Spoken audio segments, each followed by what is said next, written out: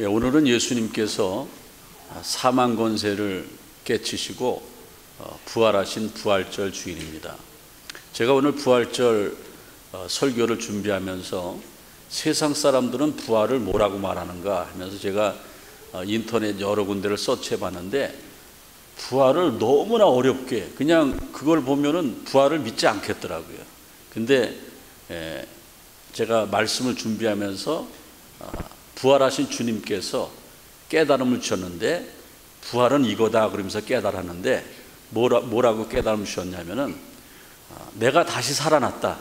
그게 부활이에요. 예수님이 죽으셨다 다시 살아난 것이 부활입니다. 그래서 우리 기독교는요, 무엇을 믿는 종교냐면은 예수님의 부활을 믿는 종교입니다. 그래서 부활을 믿는 우리들은 세상에서 가장 큰 축복을 받은 사람들입니다. 2000년 전 오늘 이른 새벽에 여인들이 가장 먼저 예수님이 부활하신 것을 목격했습니다. 그리고 세상의 부활의 소식을 전하기 시작했습니다. 우리 기독교의 신앙 가운데 가장 핵심적인 신앙 두 가지 신앙이 있는데 그것은 십자가의 신앙이고 또 한 가지는 부활의 신앙입니다. 그런데 부활의 신앙이 없다고 하면은 예수님이 부활하시지 않았다고 하면은 예수님의 십자가의 고난은 비참한 것입니다. 근데 예수님이 십자가의 고난이 죽으심이 비참하지 않은 것은 예수님이 부활하셨기 때문에 그 십자가의 고난이 우리에게 놀라운 축복이 된다라는 겁니다. 그래서 우리가 신앙생활 할 때 여러분들 기억하세요. 이 부활절은 기독교 최대의 명절입니다. 우리 기독교에는 두 가지 큰 명절이 있는데 하나는 성탄절이고 하나는 부활절입니다. 성탄절도 큰 명절이죠. 뭐 성탄절 대단하지 않습니까? 근데 성탄절은요, 예수님이 우리를 구원하시기 위해서 이 땅에 오신 겁니다. 하나님이신 예수님께서 인카네이션 돼서 성육신 돼서 이 땅에 오신 날이 성탄절이에요. 그러니까 성탄절은 예수님이 우리를 구원하러 오신 날이라고 하면은 또 기독교 가장 큰 명절 가운데 하나인 부활절은 예수님이 부활하심으로 십자가에 죽으시고 부활하심으로 우리의 구원을 완성시킨 날입니다. 그래서 어떤 면에서 성탄절보다는 부활절이 우리 기독교의 최대의 명절입니다. 그런데 요즘에 제가 목회하면서 이렇게 보면은 아직까지 부활절보다 성탄절을 더 흥겨워하고 부활절에는 선물 교환도 잘 안 하는데 성탄절에는 그냥 선물 교환도 하고 막 그러는데 사실은 부활절이 최고의 날입니다. 오늘 부활절에 우리 교회에서 세례 받으시는 귀한 분이 있는데 이분은 날짜를 잘 선택했어요. 예? 부활절은 기독교 최고의 축제일인데 잊어먹지도 않겠죠. 2023년도 부활절이 내가 거듭 출발한 날이다. 새로운 생명을 얻은 날이다. 그래서 여러분들 부활절의 의미는 그런 의미가 있고 그 다음에 우리가 가져야 할 신앙은 십자가 신앙과 부활 신앙입니다.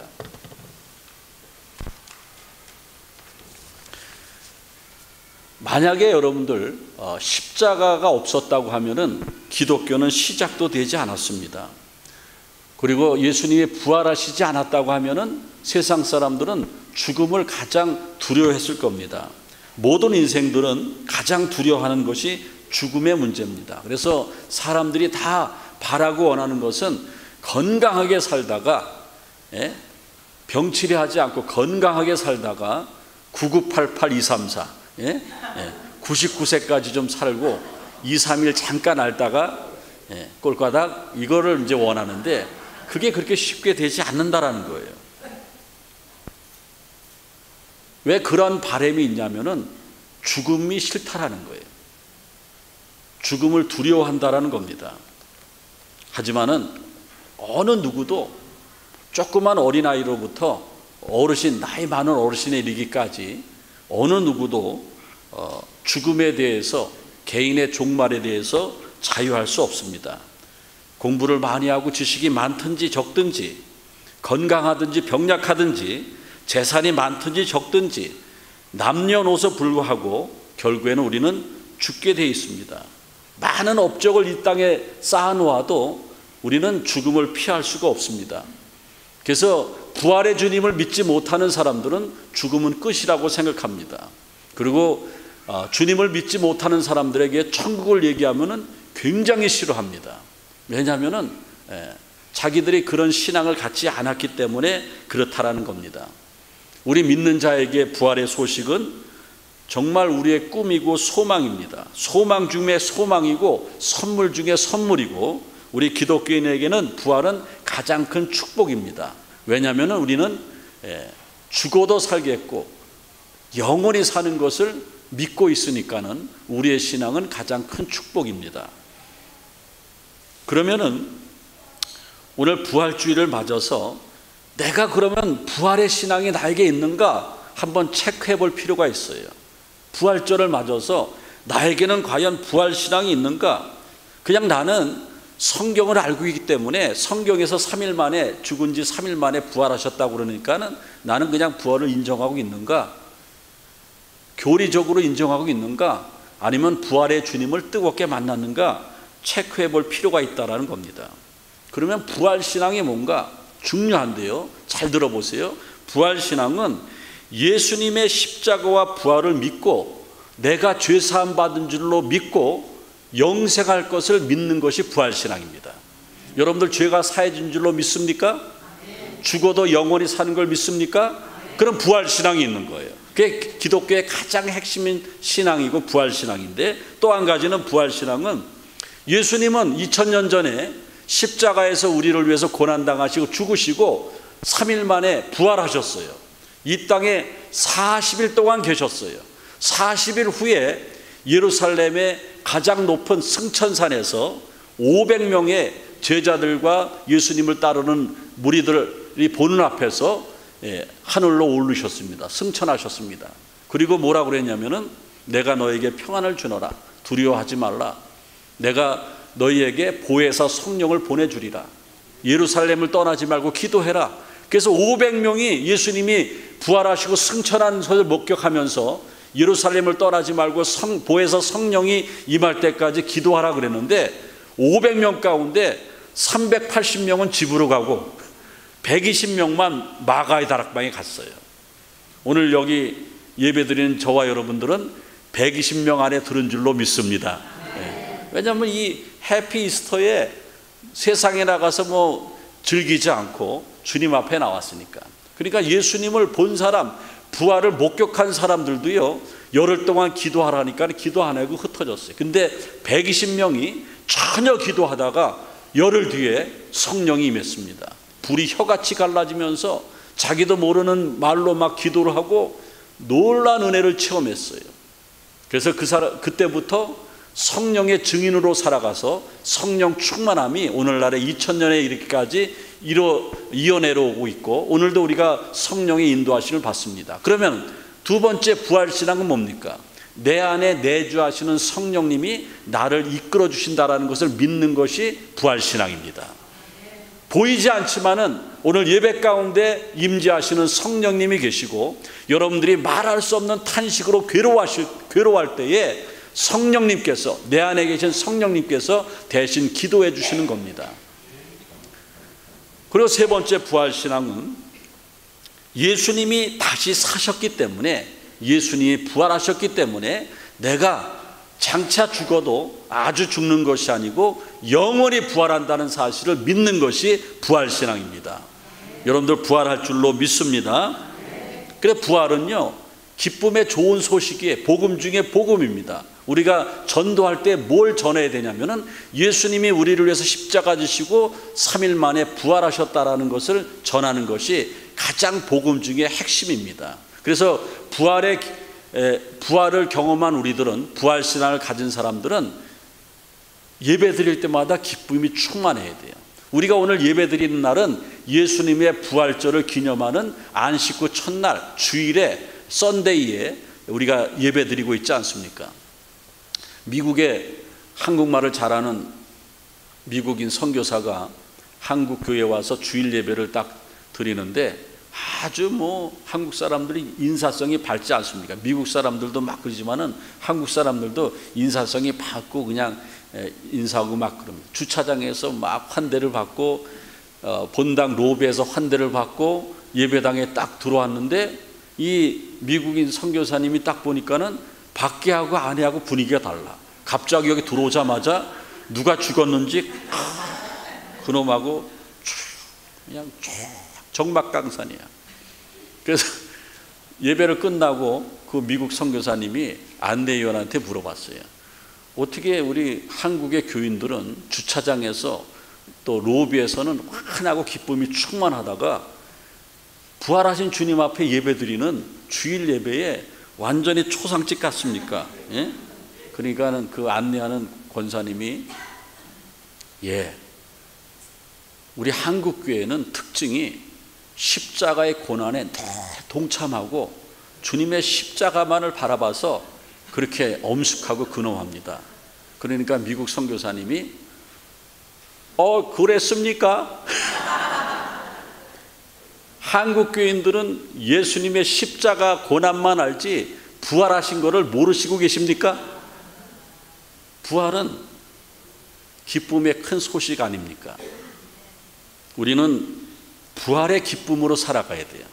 오늘은 참 기쁜 날입니다. 근데 오늘 여기 보니까 한 절반은 아직까지 근엄해요. 주일날 예배 드리는 거는 부활을 기념하는 주일 예배인데 근엄하면 안 돼요. 우리 옆에 분들한테 다시 한번 인사해 주세요. 까꿍. 그러니까 저 근엄하신 분도 입이 쫙 찢어지잖아요. 그래서 여러분들, 우리는 주일날 예배 드리는 것이 여기 도살장에 끌려온 게 아닙니다. 우리는 부활하신 주님을 만나러 온 거예요. 기쁨으로 예배 드려야 된다는 겁니다.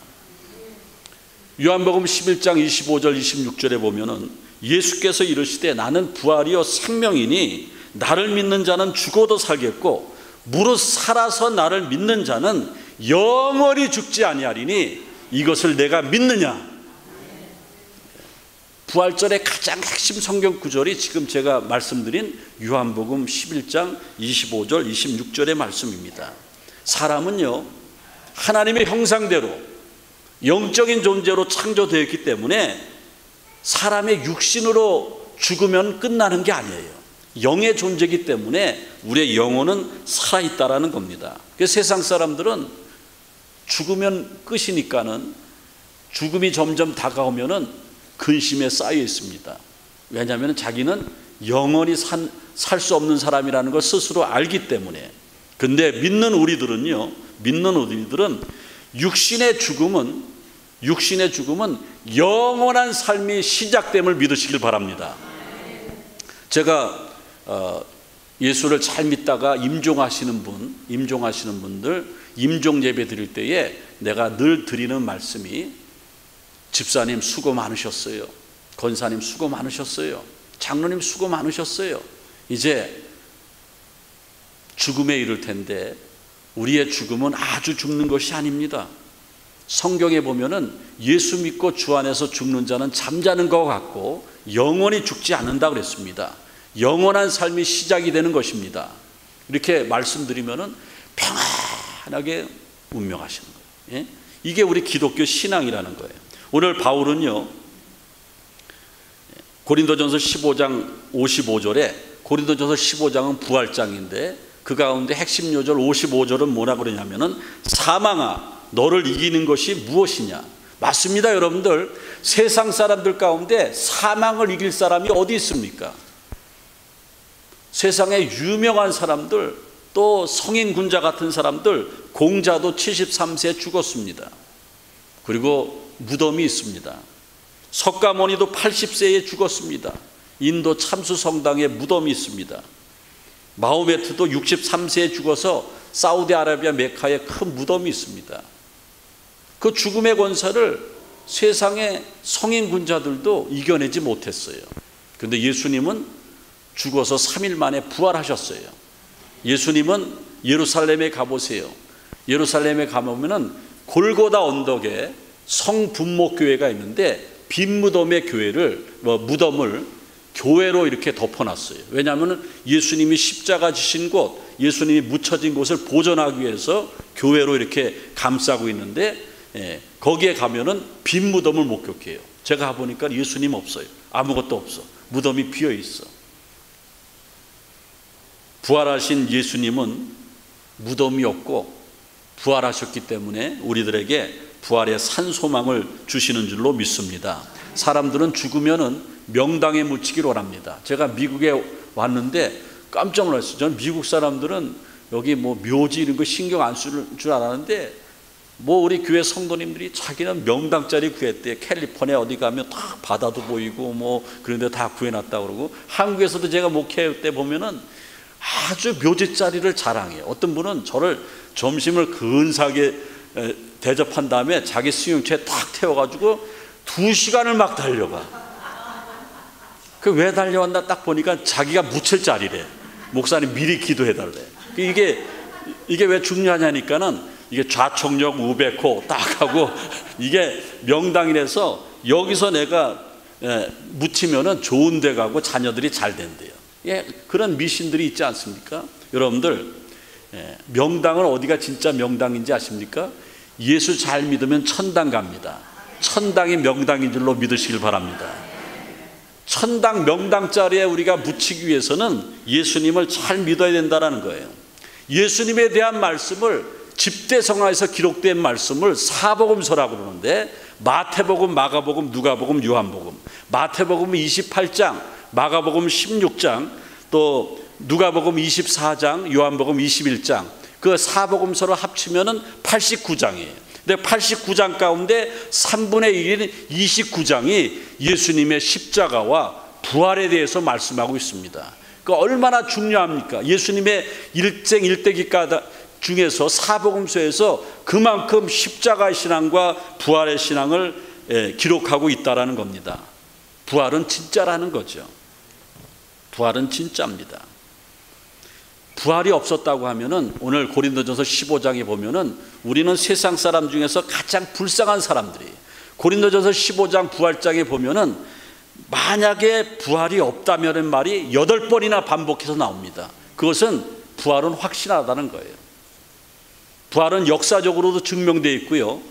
유대 그 역사학자 요세푸스도 기록에 정확한 부활이라고 말씀하고 있고, 예수님을 십자가에서 사형당하게 했던 사형 언도를 내렸던 사람이 예수님 당시에 로마에서 파견된 유대 총독 빌라도였습니다. 빌라도는요, 유월절에 민중들의 봉기를 막기 위해서 예수님이 죄 없는 줄 알았지만은 예수님에게 십자가형을 언도했어요. 그런데 그 빌라도가 예수님이 부활하신 것이 진짜라고 그때 당시 로마 황제 시저한테 편지를 쓴 빌라도 보고서가 지금 문헌으로 보관되어 있어요. 튀르키아라고 그러죠.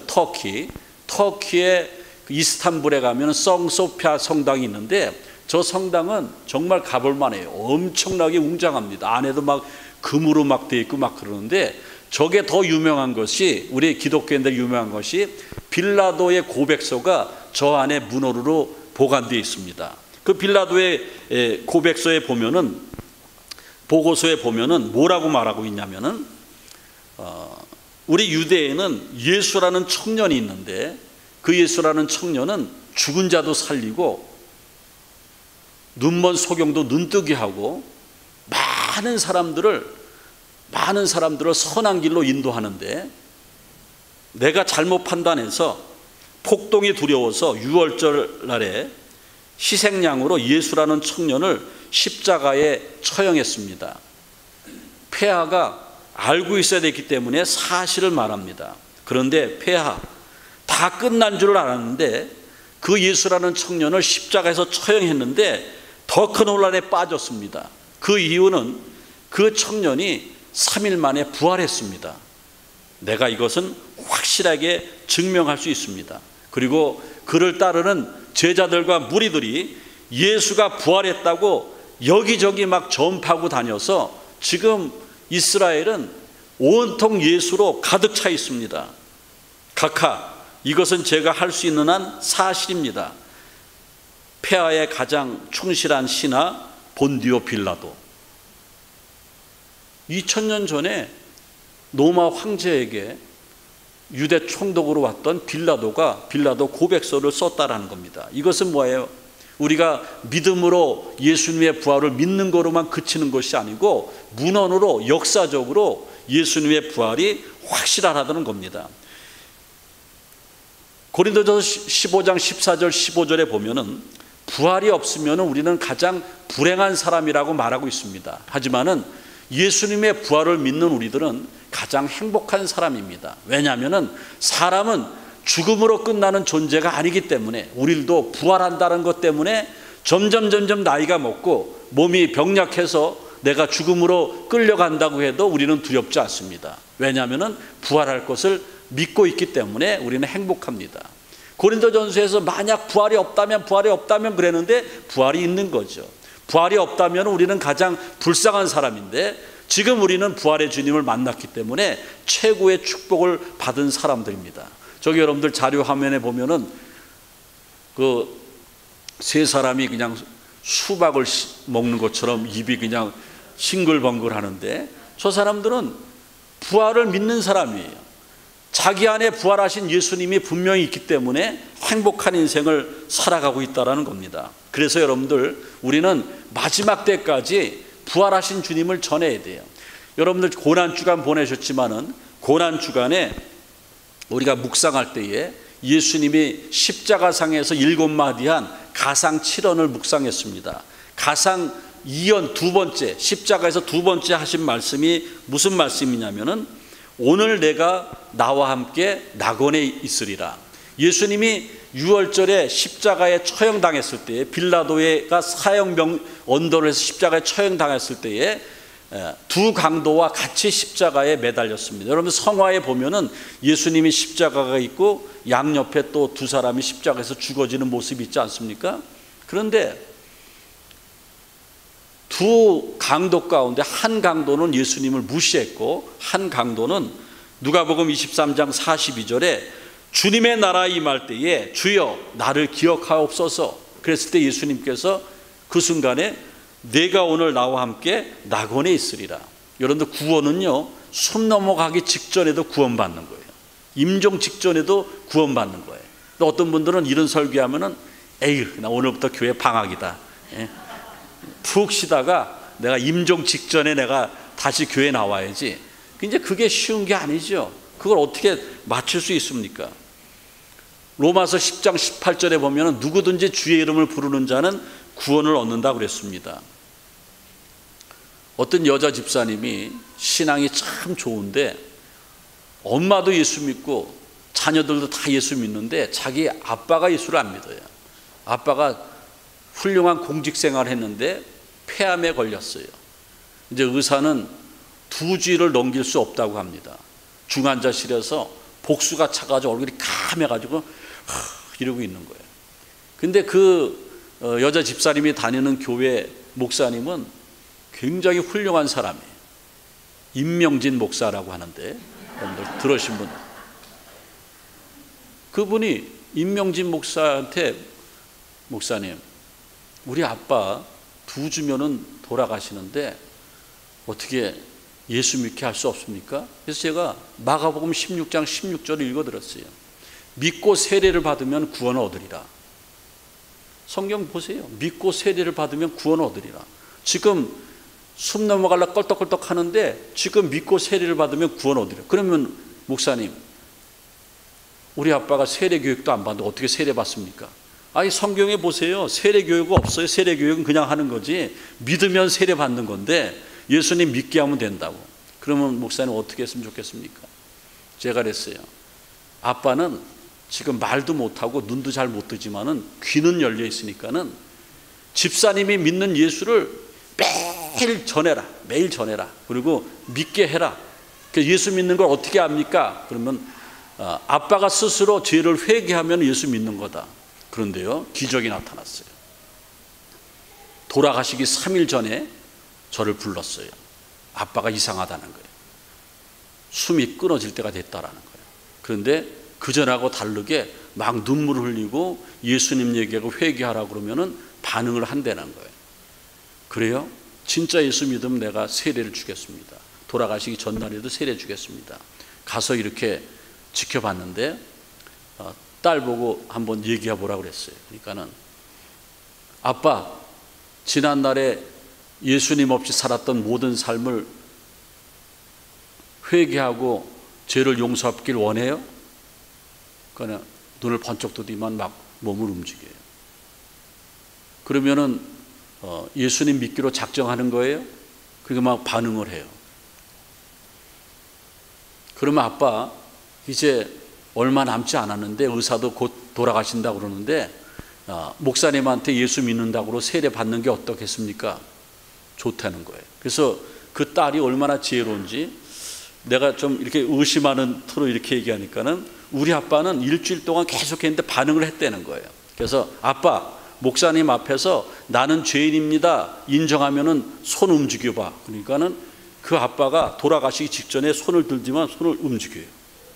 자기가 죄인임을 고백하는 거예요. 아빠 그러면은 세례 받으면 구원받는 건데 아빠는 교회는 안 다녔지만은 이제 세례 받으면은 천국에 가게 되는데 나랑 천국에서 만날 수 있어. 오늘 목사님한테 세례 받으실래요? 손 흔들어봐. 그러니까 또 흔들어요.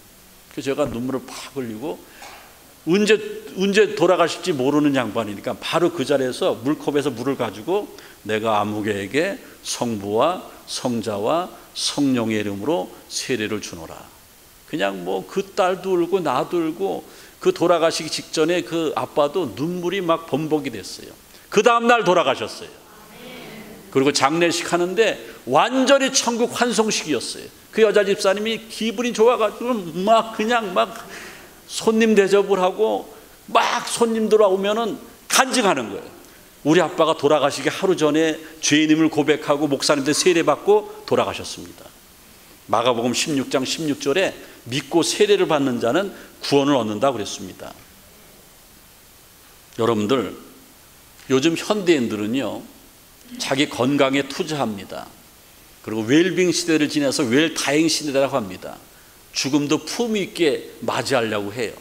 그래서 현대인들은 은퇴 자금을 준비하고 또 오래 살려고 운동을 하고 웰빙 음식을 먹고 보약을 먹죠. 좋다면 뭐 아무거나 다 먹지 않습니까? 그런데 가장 중요한 투자를 안 했습니다. 히브리서 9장 27절에 보면은 사람이 한 번 죽는 것은 하나님께서 정해놓은 것이고 그 위에 심판이 있다고 그랬는데 그 말씀을 기억 못하는 거예요. 가장 중요한 투자는 음식으로 투자하고 은퇴자금으로 투자하고 잘 죽으려고 묘지자리 마련해주고 그러는 것이 아니고 내 영혼을 위해서 투자해야 되는 거예요. 내 영혼이 죽어 있다고 하면은 고민해 보실 필요가 있습니다. 여러분들 주님 앞에 나오세요. 어떤 분들은 돌아가시기 하루 전에도 죄 이름을 고백하고 예수 믿고 세례 받지 않습니까? 여러분들은 지금 어떤 상태에 있습니까? 이제 오늘 하나님의 말씀을 마치겠습니다. 예수께서 가라사대 나는 부활이요 생명이니 나를 믿는 자는 죽어도 살겠고, 우리 기독교의 가장 핵심이 부활신앙입니다. 사랑하는 교회 여러분들, 이 부활을 믿으시길 바라고, 그리고 우리가 세상에 투자하지 마시고 천국에 투자하시고 죽어있는 내 영혼 때문에 우시고 그러는 가운데 우리 주님을 뜨겁게 영접해서 믿는 자의 가장 큰 축복이 부활의 신앙을 갖는 건데, 그 부활의 신앙을 가지고 남은 여생 행복하게 신앙생활하다가 하늘나라 가시는 저와 여러분들 되시기를 주님의 이름으로 축원을 드리겠습니다. 아멘. 주님 감사합니다. 2023년도 부활의 아침에 부활신앙이 얼마나 중요한지를 깨달았습니다. 내가 세상 것에 너무 관심을 가졌습니다. 예배하는데 기쁨이 없었습니다. 예수님 잘 믿지 못했습니다. 내 영혼을 위해서 준비하지 못하고 천국을 예배하지 못했습니다. 주님 도와주옵소서. 이제 내 신앙이 십자가의 신앙, 부활의 신앙에 붙잡히게 도와주시옵소서. 부활이요 생명이신 예수님의 이름으로 기도하옵나이다. 아멘.